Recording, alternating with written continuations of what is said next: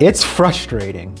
You've worked yourself to the bone trying to save your marriage after an act of betrayal. You've handed over your phone, your passwords. You go straight home after work. You've checked every single box on the how to be a good husband checklist. And yet, she's still mad, distant, and emotional.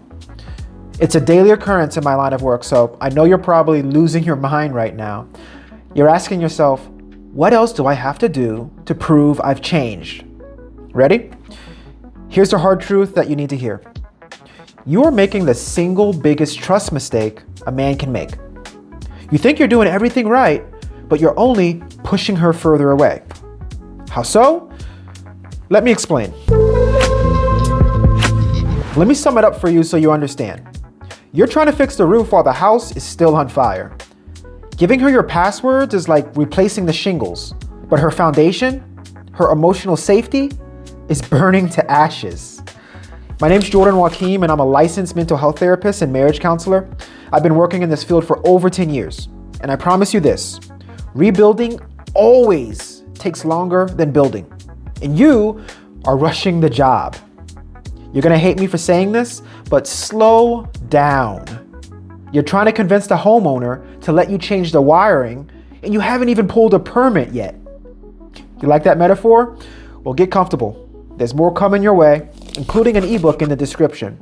But first, step into my office. Let's talk about what's actually happening here. Mr. Fix-It. When I work with men in my practice who are trying to stop a divorce, they almost always default to fix-it mode. It's how we're wired as men, right? When something breaks, we want to pull out our tools, replace a faulty part, and get the machine running again.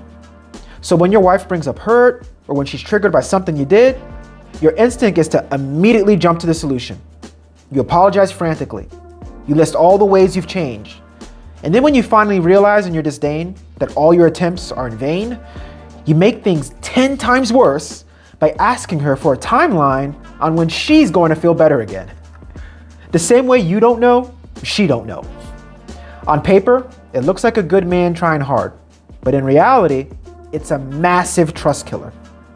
Why? Because when you rush straight to the rebuild, your wife doesn't feel safe. She feels rushed. Okay, this is a master level skill when you learn to do it right. Let's put ourselves in her shoes. We're hurt, betrayed. Our world has just been turned upside down. Imagine that feeling. Now imagine someone disregarding that just to tell you all the good things that they're doing. To her, your immediate push for a solution looks like an attempt to bypass her pain so you can stop feeling guilty. It doesn't feel like you're trying to stop her pain. It feels like you're trying to stop yours. You're trying to force the marriage into the future because you can't handle the discomfort of the present. Sit in the rubble. Hear me clearly on this. Trust does not return when a man proves he can behave. Trust begins to return when a man proves he has the courage to sit in the rubble of the mess he made.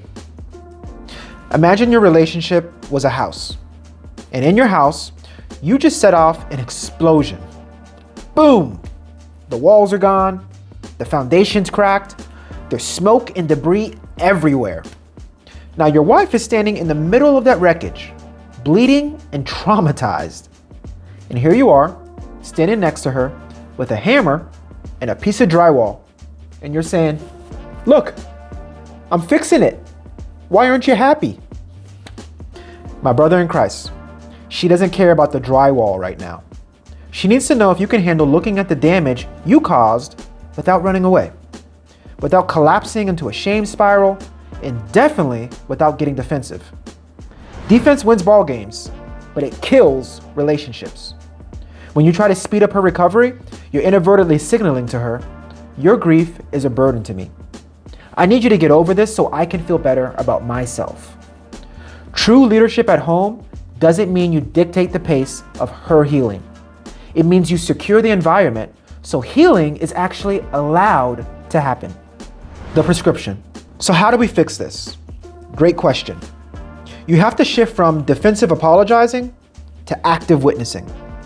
The next time your wife is triggered or the next time she brings up the past, I want you to drop the tools. Stop defending your progress. Stop telling her how hard you've been working. And definitely don't bring up something wrong she's done.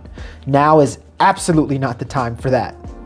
Instead, look her into the eyes, step into the rubble with her, and say this exact phrase. I see how much pain you're in right now. I hate that I'm the person who caused it. I'm right here. I'm not running away, and I will sit right here with you for as long as it takes. Listen, I know that's not your style. That's why we're here in the first place. So just do me a favor and try it. When you say that, and when you mean it, something beautiful happens. Something shifts.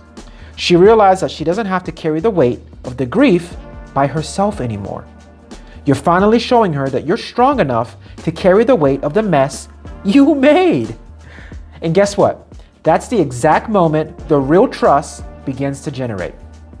Rebuilding a marriage after betrayal isn't about checking boxes or forcing a fresh start. It's about building a completely new foundation based on radical honesty and emotional safety. If your marriage is on the brink and you know you've been using the wrong playbook, stop navigating it alone. Do something different. Click the link in the description below, grab my ebook. It's a marriage-saving ebook. It's going to give you the exact step-by-step strategies you need right now to stop divorce and protect your family. If you appreciate this message or my way of delivering it, do me a favor and give this video a like.